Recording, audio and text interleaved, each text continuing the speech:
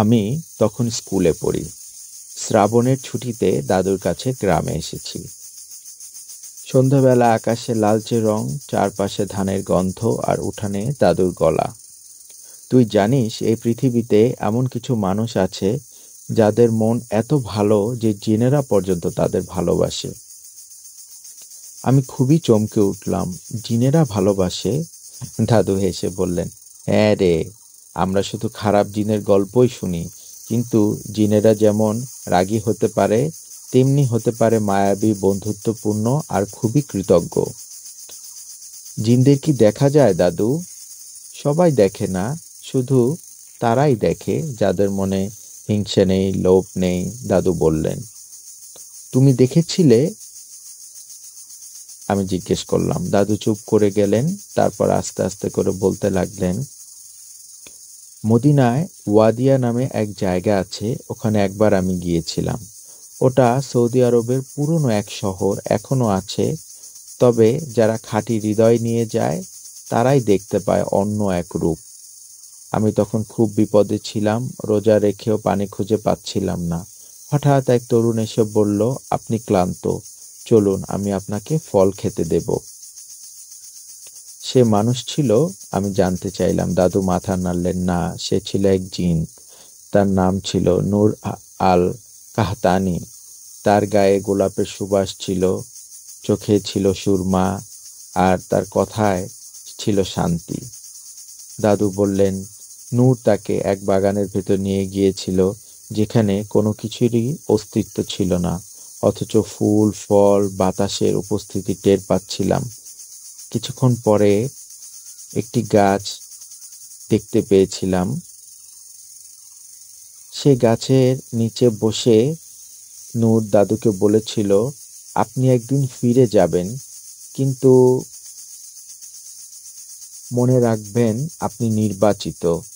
আপনার ঘরে মাঝে মাঝে ফুলের সুবাস আসবে, সবগুলো আমরাই পাঠাবো। আপনার রক্তের মধ্যে যে আসবে ভালো হৃদয় নিয়ে, তাদেরও আমরা রক্ষা করব। এটা কোন জায়গা?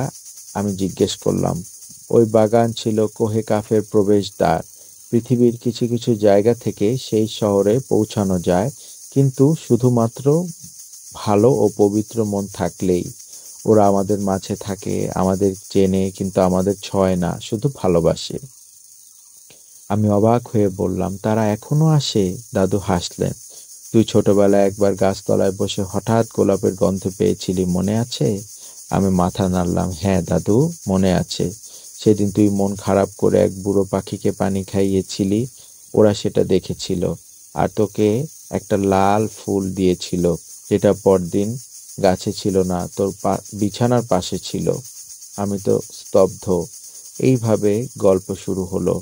তুই চাইলে আমি এখন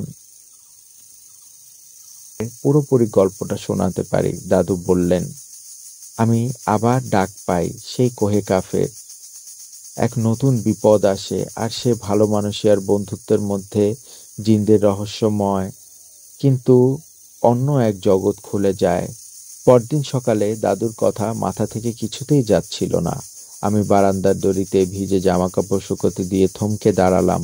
এক অদ্ভুত গন্ধ বাতাসে ভেসে আসছিল। না, কোনো রান্নার গন্ধ না, কোনো পুষ্পে বৃক্ষেরও না। এটা যেন এক গোলাপের গন্ধ, যার মধ্যে লুকানো আছে অনেক রহস্য, অনেক স্মৃতি, কিন্তু এক শীতল প্রশান্তি। আমি জানতাম আশেপাশে কোনো গোলাপ গাছ নেই, তবুও গন্ধটা ছিল, ধীরে ধীরে বাড়ছিল, যেন কারো উপস্থিতি আমাদের দিকে এগিয়ে আসছে। আমি ঘুরে তাকালাম, কিন্তু কেউই নেই, শুধু বারান্দার বাঁশের খুঁটির নিচে এক জোড়া সাদা রঙের ফুল পড়ে আছে। আমি এগিয়ে নিলাম আমি এগিয়ে গিয়ে ফুলগুলো তুলে নিলাম। সাথে কিছু ফলও ছিল। এগুলো যেন আপেলের মতো, কিন্তু একেবারে স্বচ্ছ, একটানা সুবাস ছড়াচ্ছে। আর ঠিক পাশে মাটির উপর ছোট্ট একটা কাগজ, যার উপর লেখা, তুমি লক্ষ্য করেছো, আমরা ফিরে এসেছি। নিচে লেখা ছিল নূর। আমি ছুটে গেলাম দাদুর ঘরে। দাদু তখন বিছানায় বসে আছেন, হাতে তার পুরনো সেই তামার বাক্স। আমি হাঁপাতে হাঁপাতে বললাম, ওরা এসেছে। গোলাপের গন্ধ, ফল, কাগজে লেখা ছিল নূর। দাদু চুপ করে রইলেন কিছুক্ষণ, তারপর মাথা নাড়লেন।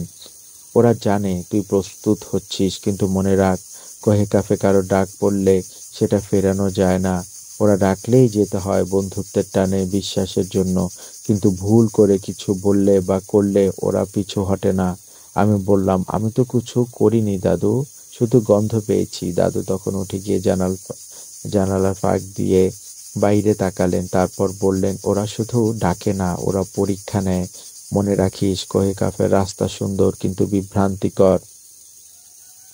যার মন যত পবিত্র তার পথ তত পরিষ্কার। সেদিন রাতে আমি বিছানায় শুয়ে পড়ার কিছুক্ষণ পরেই ঘরের বাতি নিভে গেল নিজে নিজেই। জানালা খোলা, বাতাস নেই, তবু কুপি বাতির শিখা থরথর করে কাঁপছিল। তারপর জানালার ফাঁক দিয়ে এক মৃদু আলো রেখা এসে পড়ল মেঝেতে, আর সেই আলোয় দেখা গেল এক ছায়া মূর্তি। কোনো ভয় নেই, বরং এক প্রশান্তির অনুভূতি। সে ধীরে ধীরে ঘরে ঢুকলো। মুখ দেখা যাচ্ছে না, কিন্তু শরীর ঢেকে আছে ধবধবে সাদা পোশাকে। তার হাতে ছিল একটি পুষ্পমালা। তার সুবাস ছিল দুনিয়ার কোনো ফুলের মতো নয়, সম্পূর্ণ অন্যরকম, খুবই মিষ্টি। আর সে খুব নিচু গলায় বলল, তুমি যদি চাও আমি তোমাকে কোহে কাফে নিয়ে যাব। নূরের পক্ষ থেকে তোমাকে আমন্ত্রণ জানানো হয়েছে। আমি শিউরে উঠলাম, কিন্তু ভয় পেলাম না, বরং মনে হলো যেন অনেক পুরনো কেউ ফিরেছে, পুরনো এক বন্ধু, পুরনো এক পাহারাদার। আমি শুধু বললাম, আমি তো প্রস্তুত নই। ছায়ামূর্তি মৃদু হাসল, তুমি জানবে কখন প্রস্তুত হতে হবে, আমরা ধৈর্য ধরতে জানি। আর তারপর সে মিলিয়ে গেল সুবাসের মধ্যে।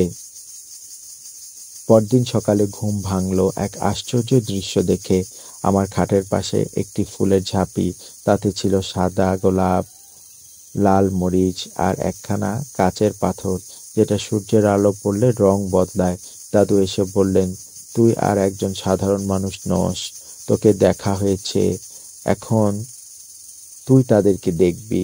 সেই দিনটা ছিল শুক্রবার। দুপুরে নামাজ শেষে দাদু আমাকে বললেন, আজ সন্ধ্যার পর যদি বাতাসে গোলাপের গন্ধ আসে, চোখ বন্ধ করিস, কিছু বলবি না। তখনই যদি তোর ডাক আসে, তখন তোর মন সিদ্ধান্ত নেবে তুই যেতে চাস কিনা।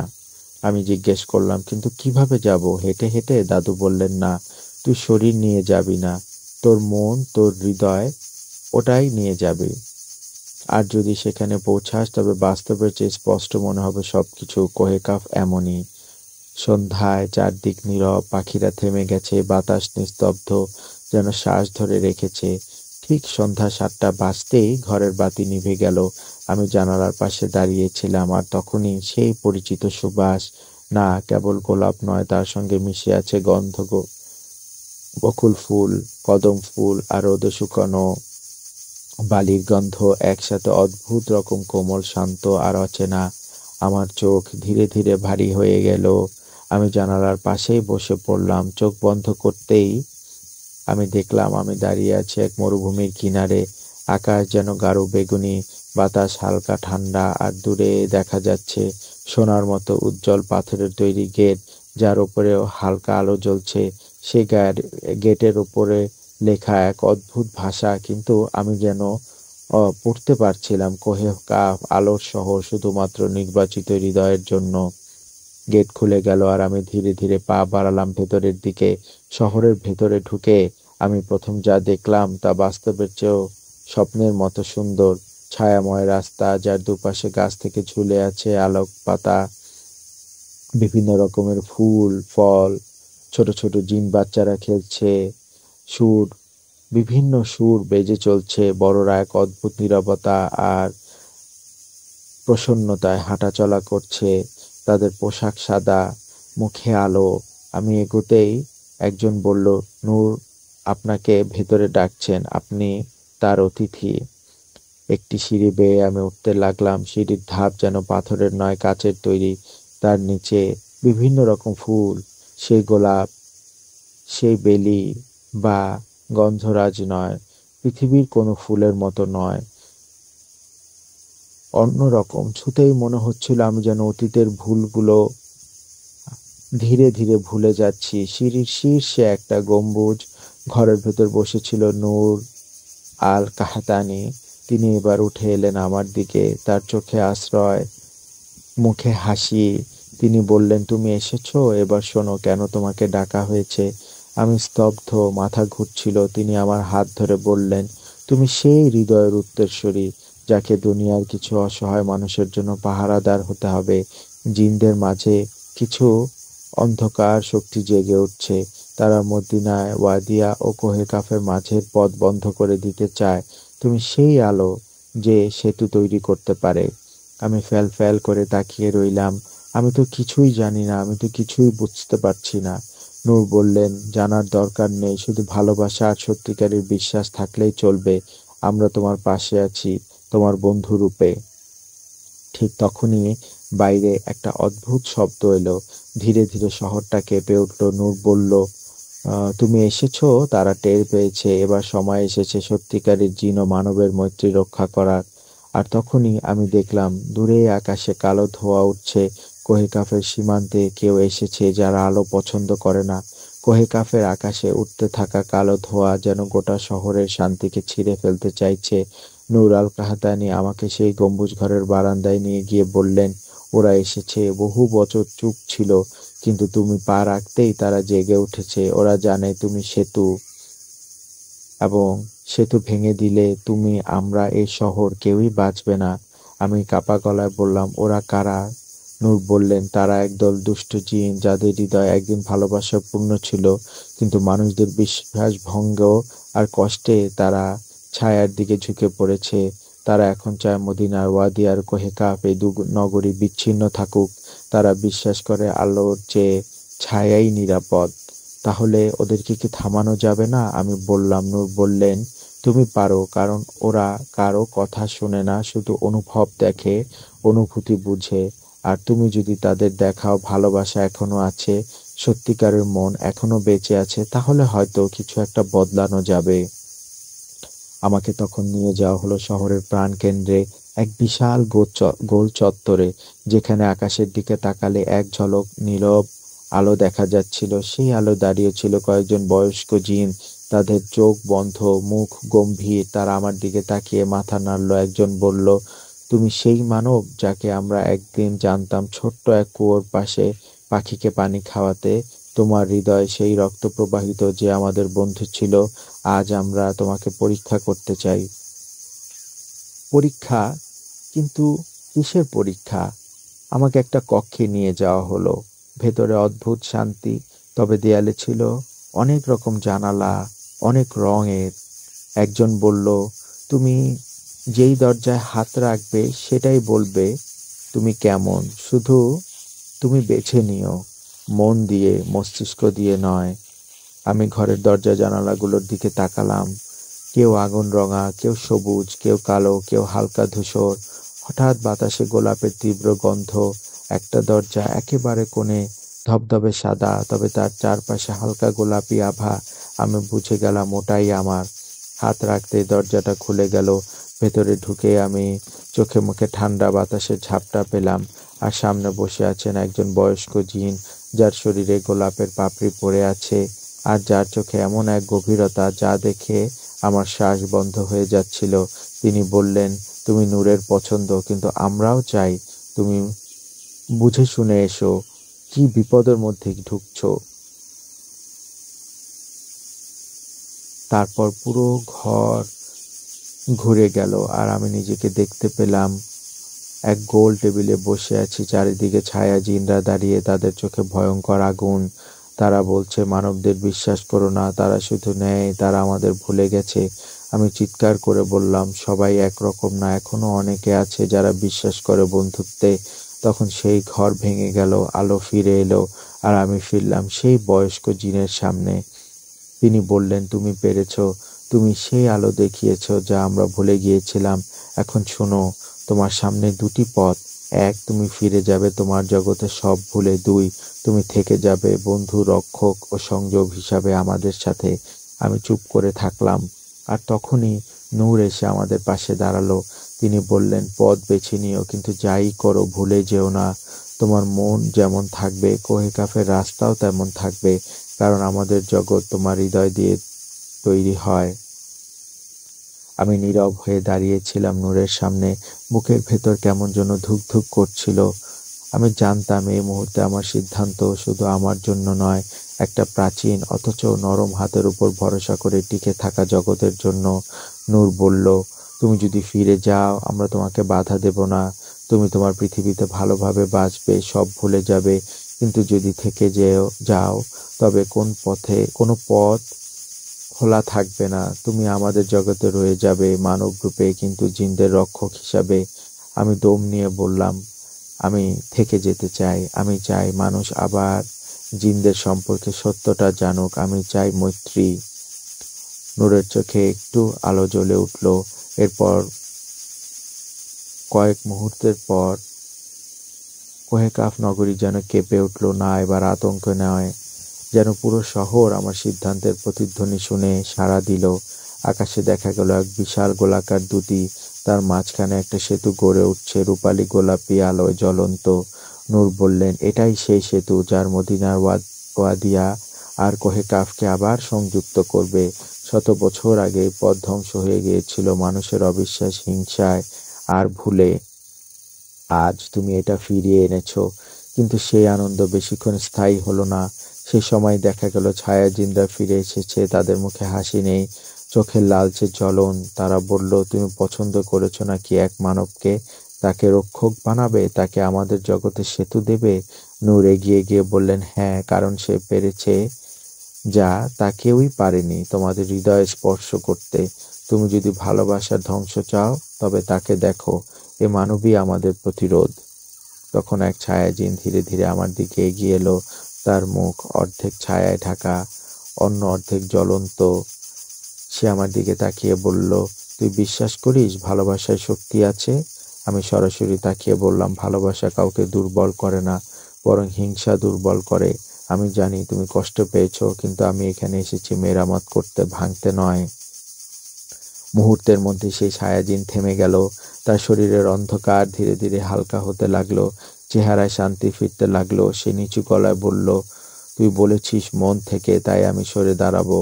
আর তখনই নূর আমার কাঁধে হাত রাখলেন। তুমি তোমার পরীক্ষায় উত্তীর্ণ হয়েছো, এখন তুমি কোহেকাফের রক্ষক। মানুষ আর জিন যেখানে এক পাশে একসাথে থাকবে, সেখানে তোমার নামও থাকবে।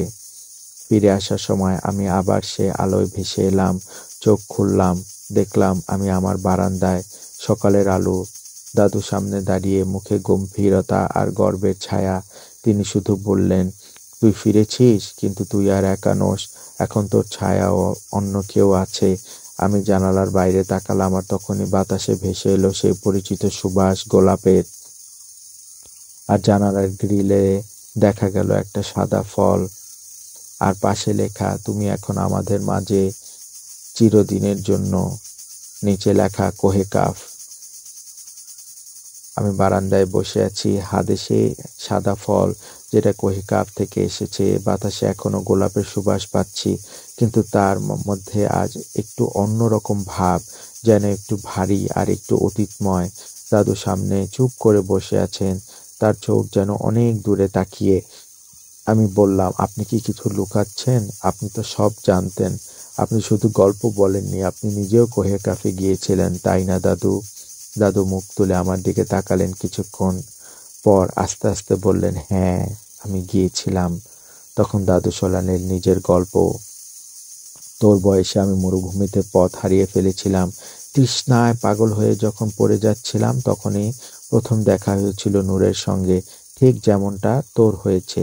কিন্তু আমি ভয় পেয়ে গিয়েছিলাম। আমি ফিরে আসতে চেয়েছিলাম। আমি তাদের বিশ্বাস করিনি। তারা আমাকে বলেছিল তুমি বিশেষ, কিন্তু আমি বলেছিলাম আমি শুধু বাঁচতে চাই।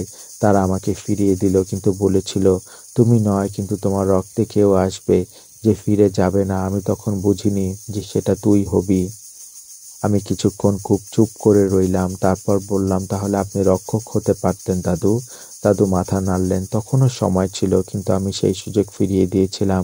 আর তখন থেকেই প্রতি বছর গোলাপের গন্ধ এলে আমি বুঝতাম তারা খুঁজছে। তখন আমি বুঝলাম দাদুর জীবন শুধু গল্প নয়, এক অসমাপ্ত চুক্তি। তিনি বাঁচিয়ে রেখেছিলেন সেই পথ, সেই স্মৃতি, সেই বিশ্বাস যা আজ আমার মধ্যে জেগে উঠেছে। তার চোখের কোণে জল। আমি বললাম, তবে আপনি কখনো ওনার সঙ্গে আর দেখা করেননি দাদু? দাদু আস্তে আস্তে করে বললেন, শেষবার যেদিন তোর মা আমার কোলে ছিল আর অসুস্থ হয়ে শ্বাস নিচ্ছিল না, আমি চিৎকার করে বলেছিলাম যদি ওদের কেউ থেকে থাকে তাহলে যাতে রক্ষা করে। তখন ঘরে গোলাপের গন্ধ এসেছিল, তোর মা বেঁচে উঠেছিল, আর আমি বুঝেছিলাম তারা এখানেই আছে। সেই রাতে আমি আর দাদু উঠোনে বসেছিলাম। চারিদিকে ঘন অন্ধকার, তবে কোনো ভয় নেই। আমার মনে হচ্ছিল আমি এখন দু জগতে একসাথেই আছি। ঠিক তখন আবার সেই আলো, গোলাপের গন্ধ আরো স্পষ্ট, আর উঠোনের মাঝখানে ধীরে ধীরে ফুটে উঠল এক গোলাকার আলো। তার মধ্যে দিয়ে ভেসে এলো সেই পরিচিত কণ্ঠ, আমরা এক অজানা ঘরে যাচ্ছি, কিন্তু এবার তুমি একা নও। তোমার পাশে দাঁড়িয়ে থাকবেন তিনি, যিনি এক সময় পেছনে ফিরে এসেছিলেন, আজ তিনি সামনে হাঁটবেন। আমি দাদুর দিকে তাকালাম। তিনি শান্তভাবে বললেন, চলো, এবার আমি তোর পাশে হাঁটবো। আমাদের গ্রামের উঠোন থেকে শুরু হওয়া সেই গোলাকার আলো আমাদের দুজনকে নিয়ে চলল এক নীরব জগতের ভেতর দিয়ে। না, সেটা স্বপ্ন না, সেটা বাস্তবও নয়, এক মিশ্র অনুভূতি। সেই জায়গাটাকে বলা হয় মিলনাঞ্চল। মদিনার ওয়াদিয়া ও কোহে কাফের মাঝখানের একমাত্র স্থান যেখানে মানুষ আর জিন একসাথে হাঁটে, একসাথে সিদ্ধান্ত নেয়। নূর আর তার সহচররা সেখানে ছিল। দাদু আমার পাশে, নূরের চোখে এক আশ্চর্য কোমলতা। সে বলল, তুমি এসেছো, এবং তিনি, তোমার পূর্বসূরি, এই পথ ফেরত দিতে এসেছেন। এখন আমাদের সামনে সবচেয়ে কঠিন সময়। মিলনাঞ্চল দেখতে ছিল এক বিশাল গোল চত্বর, চারিদিকে আগুনের জ্বলন্ত মশাল, কিন্তু আগুন ছিল ঠান্ডা, শীতল। মাঝখানে এক মঞ্চ, যার উপরে সবাই মিলিত সিদ্ধান্ত নিবে। নূর বলল, আজ সিদ্ধান্ত হবে, এই সম্পর্ক টিকবে নাকি ছায়ারা চিরতরে আমাদের আলাদা করে দেবে। ঠিক তখনই ছায়া জিনদের প্রধান প্রবেশ করল।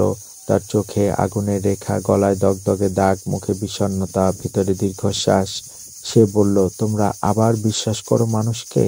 তারা কি কখনো তোমাদের রক্ষা করেছে? তারা কি আমাদের জন্য প্রার্থনা করে? নূর শান্তভাবে বলল, সবাই তো একরকম নয়। কেউ কেউ এখনো ভালো মানুষ, কেউ কেউ এখনো ভালোবাসে, ভালোবাসতে জানে। আজ তাদের মধ্যে থেকে একজন এগিয়ে এসেছে। আমি এগিয়ে গেলাম, দম নিয়ে বললাম, তোমাদের কষ্ট আমি জানি না, কিন্তু আমি এখানে এসেছি শুধু একটিমাত্র বিশ্বাস নিয়ে, যে আমরা একসাথে থাকতে পারি, ভালোবাসা দিয়ে। ছায়াজিন হেসে বলল, তুমি কি জানো ক্ষমা কত কঠিন?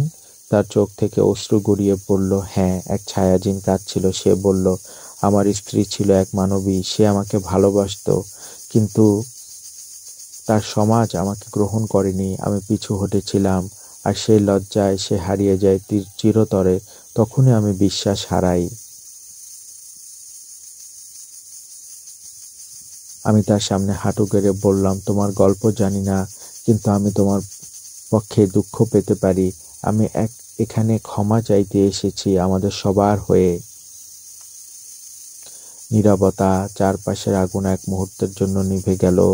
তারপর ধীরে ধীরে মঞ্চের চারপাশ আলোয় ভরে উঠল। ছায়াজিনটা আমার মাথায় হাত রাখলো, তার গলা কাঁপছিল। তুমি নতুন, তোমার মধ্যে এখনো পছন্দ হয়নি। হয়তোবা হয়তোবা আবার শুরু করা যায়। নূর বলল, এটাই মিলনাঞ্চলের সত্যিকারের কাজ। এখানে কেউ জয় পায় না, কেউ হেরেও যায় না। এখানে শুধু শোনা হয়, অনুভব করা হয়, আর সেতু বন্ধন করা হয়। সেদিন রাতে দাদু আমাকে বললেন, এই গল্পের কোনো শেষ নেই, তবে তোরা একটা পথ তৈরি করলি। এখন দেখার সময় এ পথকে টিকিয়ে রাখা যায় কিনা। আমি মাথা নাড়ালাম, আর জানালার পাশে সেই গোলাপের সুবাস।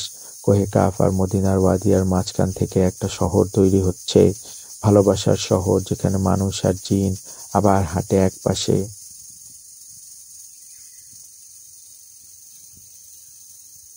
সেই রাতের পর পুরো পরিবেশ যেন অদ্ভুত শান্তি নেমে এসেছিল।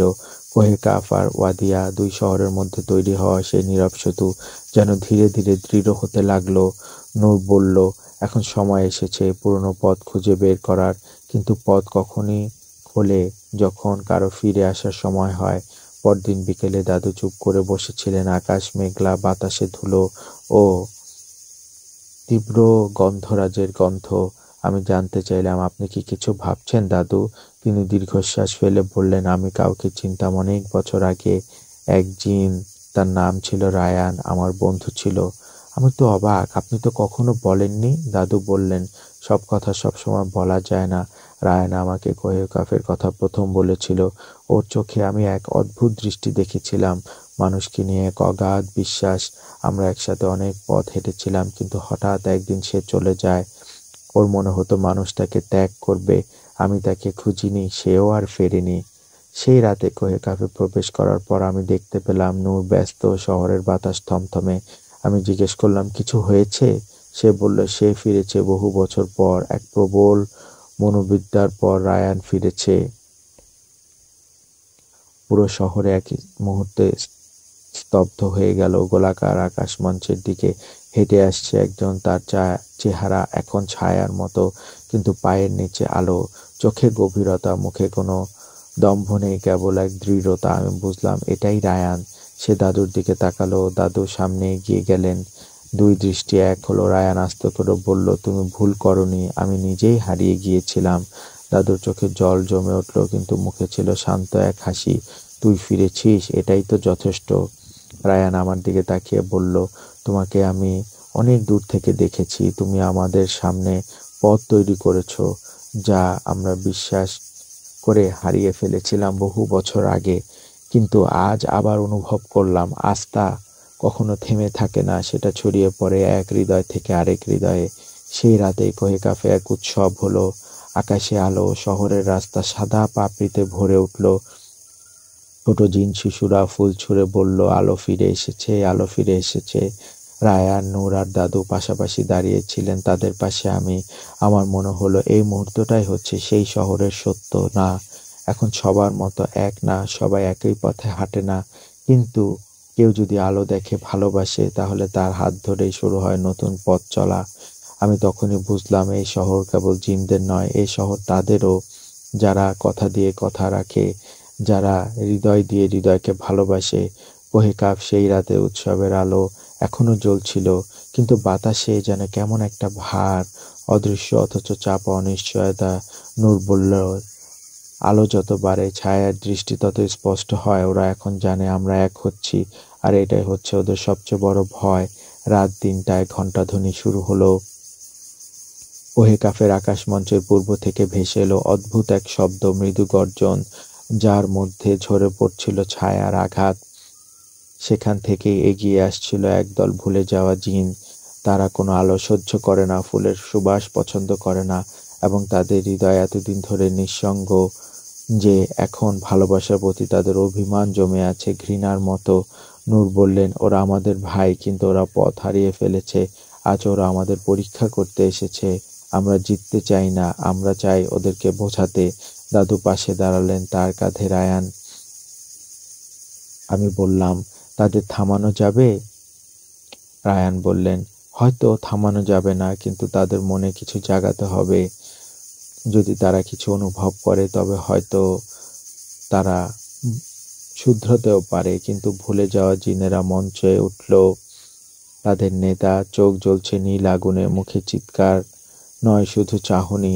তোমরা আবার বিশ্বাস করো, আবার প্রেমের কথা বলো। তোমরা ভুলে গেছো আমরাই ছিলাম শুরু, আমরাই হারিয়েছি সব। নূর এগিয়ে গেলেন, বললেন, তোমরা ভুল করো না। হারানো মানে শেষ না, শুধু ফিরে আসার ইচ্ছেটুকুই দরকার। আমরা আজ কারো বিরুদ্ধে নই, আমরা সবাই সবার পক্ষে। তাদের নেতা থেমে গেল, তবে কিছু ছায়াজিন নিচে নামতে শুরু করলো। তাদের কেউ কাঁদছিল, কেউ আকাশ দেখছিল। ঠিক তখনই এক ছায়াজিন আমার দিকে এগিয়ে গেল। সে বলল, তুই তো মানুষ, তুই কি বুঝিস আমাদের ব্যথা? আমি বুঝলাম, আমি সব বুঝি না, কিন্তু আমি বুঝতে চাই, অনুভব করতে চাই। সে থেমে গেল, তার চোখ চলছে না আর। নূর বলল, তোমরা যদি চাও আমরা তোমাদের রুখবো না, কিন্তু যদি থেকে যাও তবে তোমাদের জন্য এই ফুলের রাস্তা তৈরি। সেদিন সেই ভুলে যাওয়া জিনদের অর্ধেক ফিরে গিয়েছিল, আর অর্ধেক থেকে গিয়েছিল শহরে। একসাথে প্রার্থনা করেছিল একতার বন্ধনের। সেই রাতে শহরের নাম নতুন করে লেখা হয়েছিল আকাশের বাতায়নে। আশরাফুল মাখলুকাত ও আগুনের জাতির মাঝখানে উঠেছিল এক সেতু, যাকে বলে হৃদয় সেতু। সেই রাতে পুরো কোহেকাফ যেন ঘুমিয়ে পড়েছিল এক দীর্ঘ প্রশ্বাসে। যুদ্ধ হয়নি, রক্ত হয়নি, কিন্তু হৃদয় নরম হয়েছে। নূর আমাদের ডেকে নিয়ে গেলেন শহরের কেন্দ্রস্থলের পেছনে থাকা এক গোপন প্রাচীরের কাছে। সেটা ছিল এক গোপন কক্ষ। জানি না একে ঘর বলা যায় কিনা, কারণ তার দেয়াল ছিল আলোয় গঠিত, ছাদ ছিল খোলা আকাশের মতো, আর দরজায় কোনো হাতলই ছিল না। নূর বলল, এটাই হচ্ছে সেই কক্ষ যেখানে দুইজন প্রবেশ করতে পারে, রক্ষক আর তার পূর্বসূরি। দাদু পাশে এসে দাঁড়ালেন, আমার হাত ধরে বললেন, আজ আমি তোর সঙ্গে আবার সেই দরজা পার হব, কিন্তু এবার পালাতে নয়, এবার পাশে দাঁড়াতে। দরজার সামনে দাঁড়াতেই দরজার গায়ে একটি গোলাপ ফুল ফুটে উঠল, আর সেই পরিচিত সুবাস, কিন্তু আজ আরো তীব্র, আরো গভীর। দরজা খুলে গেল। ভেতরে ঢুকে আমি দৃশ্য যা দেখলাম সেটা ভাষায় প্রকাশ করা যাবে না। আলোয় গঠিত কক্ষের মাঝখানে একটি জল ফোয়ারার মতো ঘূর্ণায়মান শক্তি, তার চারপাশে বাতাসে ভাসছিল অসংখ্য গোলাপ। প্রতিটি ফুল যেন একটি অনুভব, একটি সম্পর্ক, একটি স্মৃতি। নূর বললেন, এগুলো তোমাদের যারা কোহেকাফের জন্য কিছু করেছে, চোখে জল ফেলে, কথা দিয়ে, বা শুধু একটি হৃদয় খুলে দিয়ে। আমি এগিয়ে গিয়ে সে জলের মাঝে দাঁড়ালাম, শুধু একবার স্পর্শ করতে। চারপাশে গুনগুন শব্দ, না কোনো কথা নয়, এটি এক ধরনের শব্দ, একটি গান। তবে বাতাসে ভেসে এলো একটি পাথরের বস্তু, একটি তামার চিহ্ন, যেটার গায়ে লেখা, যে বন্ধন আলো আর আগুনকে এক করেছে, সে বন্ধন কেউ ছিঁড়তে পারবে না। আমি সেটা হাতে নিতেই আলো নিভে গেল। নূর আমাদের দিকে তাকিয়ে বললেন, এটা তোমার নয়, এখন এটা সবার, তুমি শুধু রক্ষক। কিন্তু সেতু তৈরি হয়েছে অনেক হৃদয় দিয়ে। এখন এই কক্ষ জানে কোহেকাফ নিরাপদ। আমরা তিনজন, আমি, দাদু আর নূর, চুপ করে সে কক্ষ ছেড়ে বেরিয়ে এলাম। বাইরে তখন ভোর, কোহেকাফের আকাশে সোনালি রং, আর শহরের প্রতিটি গলি গোলাপের গন্ধে মৌ মৌ করছে। দাদু আমার দিকে তাকিয়ে বললেন, তুই শুধু একদিন কোহেকাফে এসেছিলি, কিন্তু আজ তুই নিজের মাঝে এক শহর নিয়ে ফিরছিস। এটা তোর দায়িত্ব নয়, এটা তোর ভালোবাসা। এটা তুই বহন করবি চুপচাপ। আমি মাথা নাড়লাম। জানালার পাশে দাঁড়িয়ে আমি বুঝলাম, এটা কোনো রূপকথা নয়, কোনো অলৌকিক গল্পও নয়। এটা একটা শহরের কথা, যেখানে আলো ও আগুন, মানুষ ও জিন পাশাপাশি হাঁটতে শিখেছে, শুধু বিশ্বাস আর ভালোবাসা দিয়ে। আর সেই শহরের নাম কোহেকাফ।